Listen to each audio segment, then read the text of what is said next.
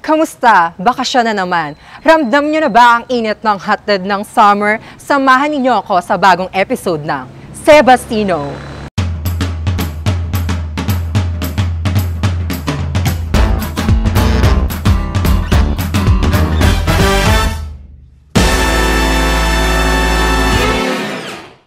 Isa nga sa pinaka-inaabangang kabanata ng ating mga buhay, lalong-lalo na kung ikaw ay isang estudyante, gaya ko, ay ang summer.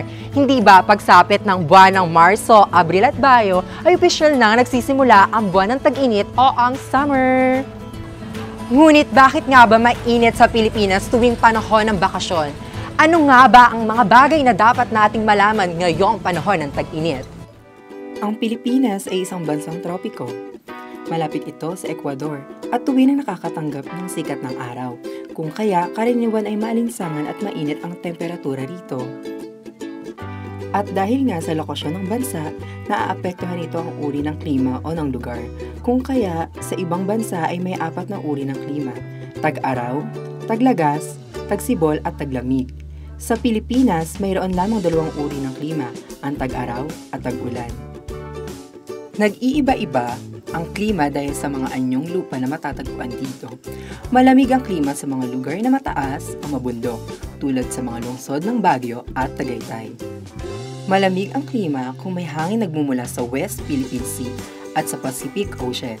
Isa lamang ang Cavite City sa mga lugar na apektado ng tag-init sa bansa. Alam nyo ba na ang pinakamataas na temperatura na na-record sa Cavite ay 29.5 Celsius? Ayon sa weather average, isang mapagkakatiwalaang source, ang ganitong kataas na temperatura ay maaari nang makasira sa ating kalusugan o balat. At dahil dyan, alimin natin ang mga sakit na laganap tuwing panahon ng summer. Una, sa mga nagbababad sa araw, maaari silang magkaroon ng sunburn dahil sa matagal na exposure sa matinding init ng araw at nagdudulot ng pagkasunog ng balat. Madalas itong mangyari sa mga individual na nagbababad sa ilalim ng araw nang walang anumang proteksyon gaya ng sunblock. Ang sunburn ay hindi dapat ipagsawalang bahala dahil kapag ito ay pinabayaan, maaari itong humantong sa mas malalang sakit gaya ng skin cancer.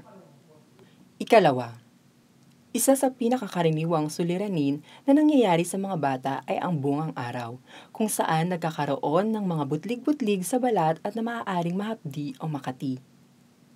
Ikatlo, madalas rin ang pagkakaroon ng dehydration, sanhi ng kakulungan sa tubig na iniinom.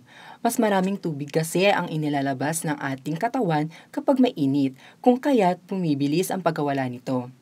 Ngunit, ang pinaka-nakakabahalang kondisyon na maaaring maranasan ngayon ay ang heat stroke.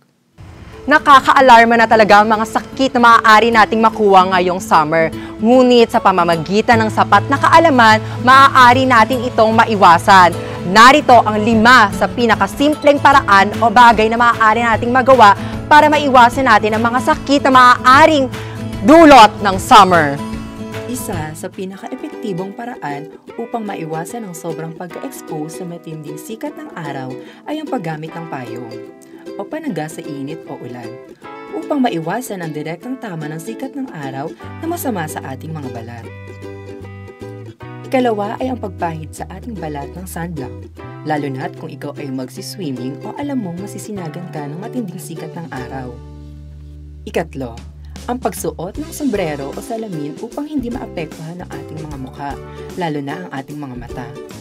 Ika-4 ay ang pag-inom ng maraming tubig upang maiwasan din ang mga sakit katulad ng heat stroke at heat exhaustion. At ika-5, ang pinakamahalaga ay ang pagkakaroon ng sapat na oras sa pagpapahinga at hindi pagbababad ng araw.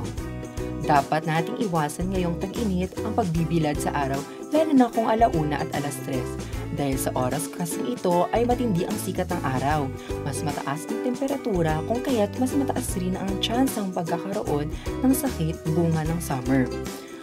Ang pagbibilad sa tanghaling tapat ay hindi nakakabuti sa atin. Maaari tayong lumabas ng bahay pagsapit ng 4 p.m. onwards, kung saan hindi na ganun katindi ang init ng araw. Tandaan, mas masaya ang summer kung kasabay ng pag-e-enjoy ay maiiwasan natin ang mga negatibong bagay na maaaring mangyari. Sulitin natin ang sayang hatid ng summer. Maging informed ka, dapat may alam ka. Ika nga ni Anton Chekhov, knowledge is no value unless you put it into practice. Sa panahong ito, mahalaga na may bitbit kang kaalaman na maaari mong gamitin anumang oras. Muli, ako si Nino, ang inyong trivia buddy kasama ninyo sa pagtuklas ng kaalaman ngayong panahon ng summer. Naway nakapagbigay ako sa inyo ng bago at makabuluhang kaalaman. Hanggang sa muli, samahan ninyo ako sa susunod na episode ng Sebastino.